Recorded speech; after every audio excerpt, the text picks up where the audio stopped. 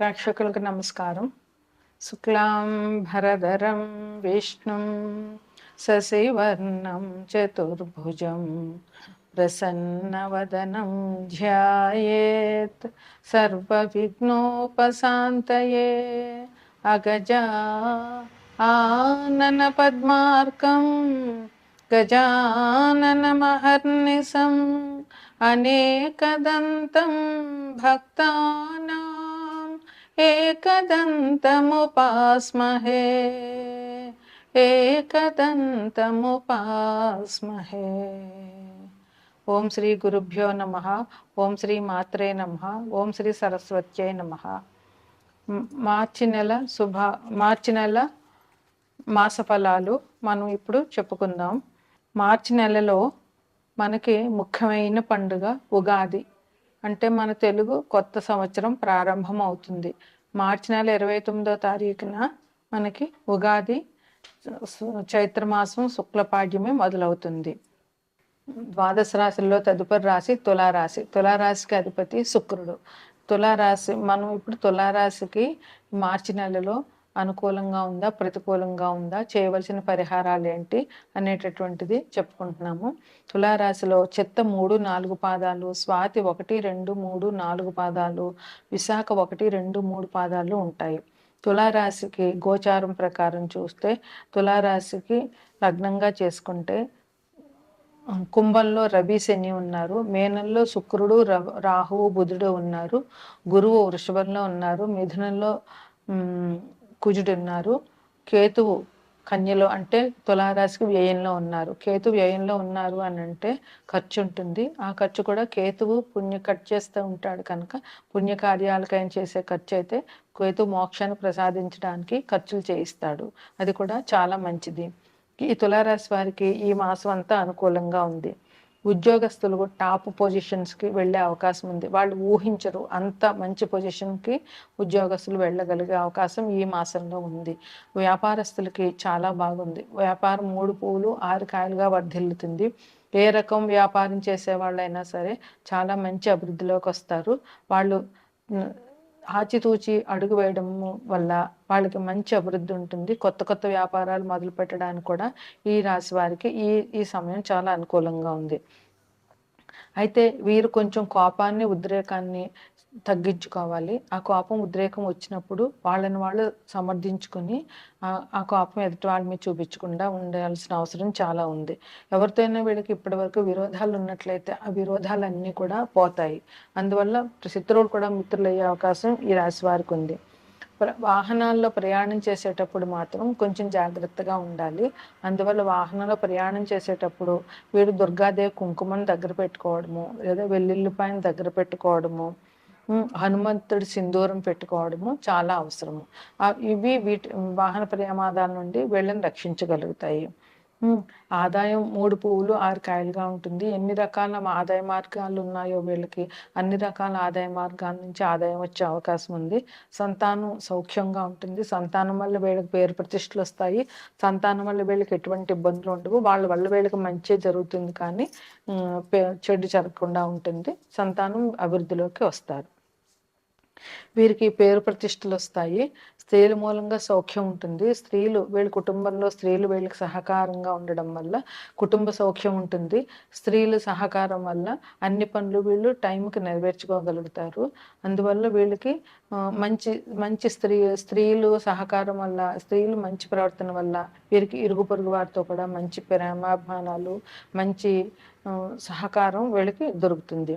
చిన్న చిన్న చికాకులు కుటుంబంలో ఎప్పుడూ కామనే. ఆ చిన్న చిన్న చికాకులు కూడా వీరు సంయమనం పాటించడం వల్ల తగ్గిపోతాయి.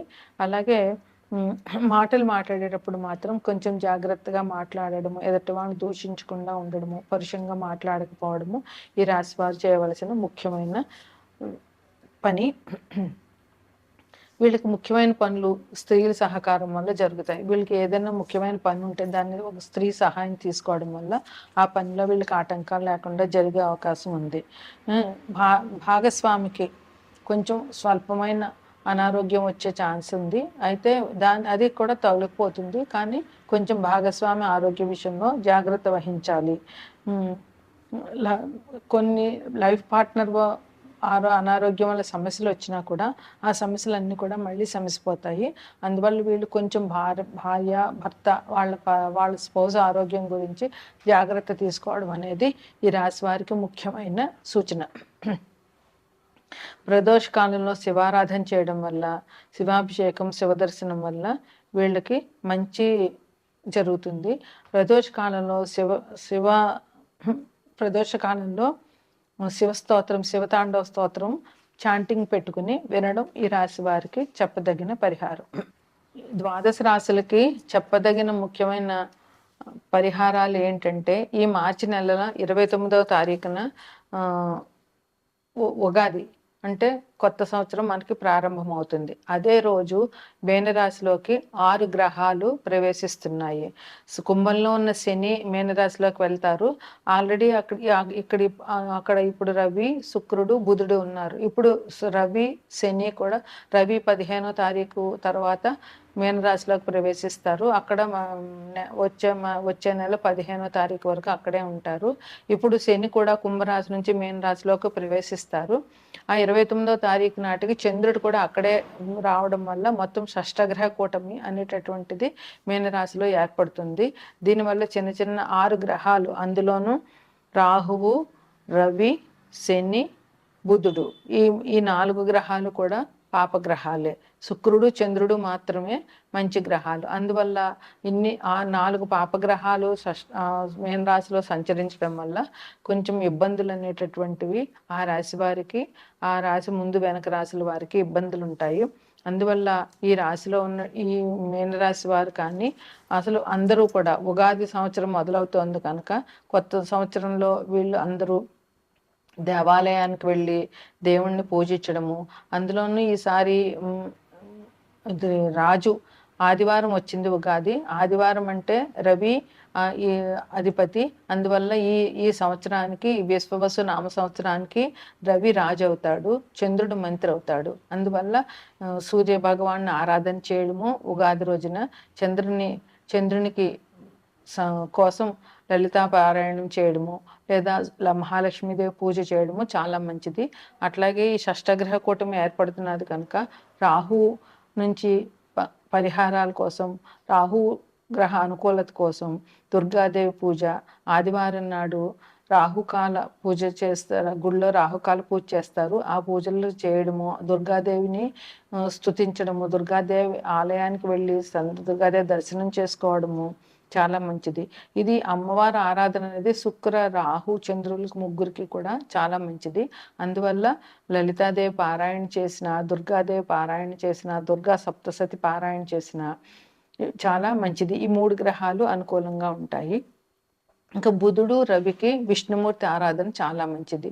బుధుడు విష్ణు సహస్రనామం పారాయణం చేయడము, రవి కోసం ఆదిత్య హృదయం పారాయణం చేయడము, అలాగే సూర్యోదయానికి ముందే లేచి రవికి అర్ఘ్యం ఇవ్వడము, రవికి చేయవలసినటువంటి పరిహారాలు. సూర్యునికి అర్ఘ్యం ఇవ్వడం అనేటటువంటిది చాలా మంచి పరిహారం. దీనివల్ల ఇది అందరూ చేయొచ్చు. ఆడ, మగ, చిన్న, పెద్ద అని భేదం లేకుండా అందరూ రవికి అర్ఘ్యం ఇవ్వడం వల్ల అది చాలా మంచి పరిహారం రవిగ్రహ అనుకూలతకి. ఇంకా శని భగవానుడి కోసం అయితే శనికి మనం నడవడం ఎంత కష్టపడితే అంత ఇష్టం శని భగవానుడికి. అదేవిధంగా నడవడం కూడా శని నుంచి వచ్చేటటువంటి కష్టాలకి పరిహారం అవుతుంది.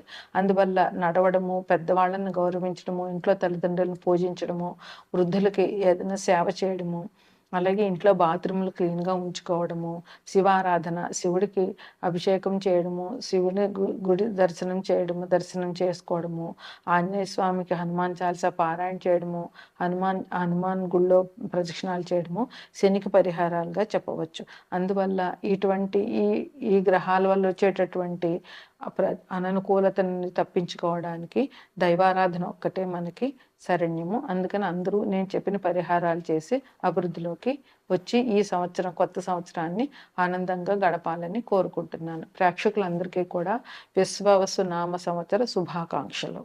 నమస్కారం.